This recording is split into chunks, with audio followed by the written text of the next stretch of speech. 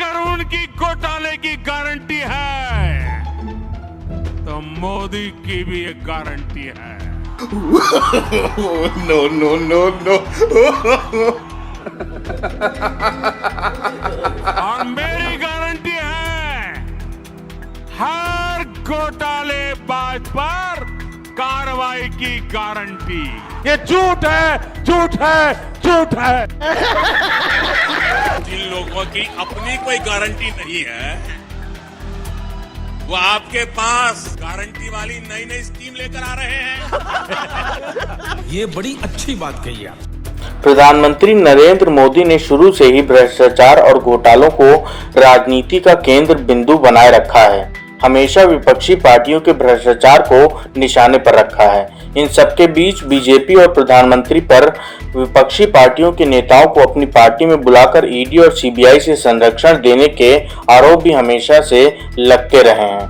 ऐसा ही एक नया मामला महाराष्ट्र की राजनीति से देखने को मिला है, जिसमें प्रधानमंत्री नरेंद्र मोदी 24 घंटे पहले शरद पवार की एनसीपी पर 70,000 करोड़ रुपए के घोटाले का आरोप लगाते हैं, लेकिन दूसरे ही दिन उसी एनसीपी के 9 विधायक और शरद पवार के भतीजे अजीत पवार को बीजेपी में शामिल करते हुए उन्हें महाराष्ट्र के उप मुख्यमंत्री की कुर्सी दे देते हैं। ऐसे में पीएम मोदी के उस दावे पर गंभीर सवाल उठता है जहां वो विपक्ष पर भ्रष्टाचार का आरोप लगा रहे हैं, क्योंकि जिसे वो भ्रष्टाचारी कहते हैं उन्हें अपनी पार्टी में शामिल होने से पीएम और बीजेपी को कोई परहेज नहीं होता है, जिसके दो स्पष्ट संदेश मिलते हैं। या तो प्रधानमंत्री मोदी जो आरोप लगा रहे हैं भ्रष्टाचार के वो बेबुनियादी होते हैं, या फिर भ्रष्टाचार करने वाले नेताओं से मोदी और बीजेपी को दरअसल कोई परहेज नहीं है। बशर्ते इतना होना चाहिए कि वो भ्रष्टाचार करने वाला बीजेपी का सदस्य होना चाहिए।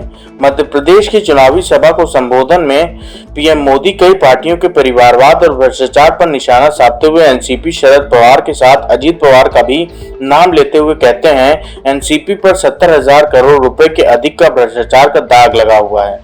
इसी सभा में पीएम मोदी सभी भ्रष्टाचारियों से सख्ती से निपटने की गारंटी भी देते हैं। लेकिन अति सहयोगी तब हुई जब पता चला कि कल प्रधानमंत्री जिस पर 70,000 करोड़ के भ्रष्टाचार का आरोप लगा रहे थे उसी अजीत पवार को महाराष्ट्र बीजेपी की गठबंधन सरकार में उप मुख्यमंत्री बना रहे हैं, क्योंकि अजीत ने एनसीपी से 9 विधायकों के साथ बगावत कर ली है।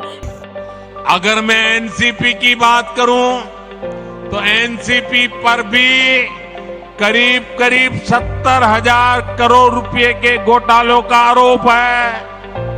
महाराष्ट्र स्टेट कोऑपरेटिव बैंक घोटाला, महाराष्ट्र सिंचाई घोटाला, अवैध खनन घोटाला, इनकी लिस्ट भी बहुत लंबी है। इन पार्टियों के घोटालों का मीटर कभी डाउन ही नहीं होता। इस पूरे मामले पर प्रधानमंत्री मोदी को निशाने पर रखते हुए पत्रकार दीपक शर्मा कहते हैं हर घोटालेबाज पर कार्रवाई की गारंटी। 27 जून को मोदी का कैमरे पर बड़ा दावा, लेकिन 1 जुलाई यानी 4 दिन बाद गारंटी खत्म।